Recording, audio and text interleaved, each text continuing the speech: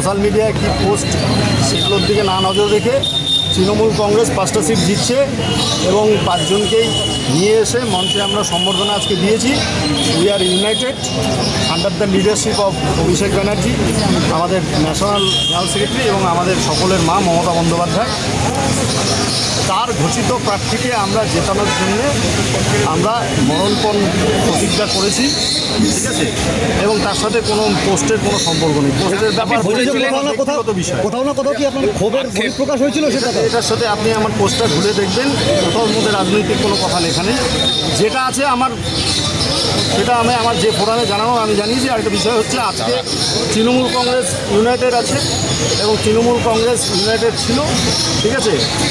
এবং আমরা সকলে মিলে 5টা সিট জেতানোর জন্য প্রতিজ্ঞাবদ্ধ।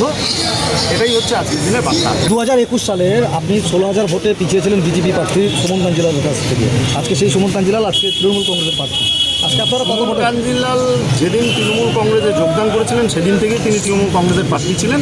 আপনাদের ধারণা এটা ভুল। আমরা জানতাম, দল থেকে আমাদের আগেই জানানো। কত ভোটে জয়? কাঞ্জিলালকে নিয়ে এখানে কোনো মানে সুমন কাঞ্জিলাল না অন্য কেউ প্রার্থী, এটা হয়তো কখনো কখনো মিডিয়া বা কখনো কোনো লোকের ধারণা থাকতে পারে।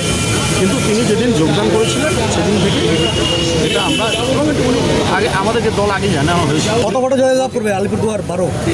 দেখুন, আমরা আগে নমিনেশন সাবমিট হোক, নিশ্চিত আমরা বলবো, অ্যাসেসমেন্ট তো আমরা করবো। এবার যেহেতু যুবসাথী হয়েছে, লক্ষ্মীর ভাণ্ডার 500 টাকা বেড়েছে, তার একটা বড় এফেক্ট তো আছে।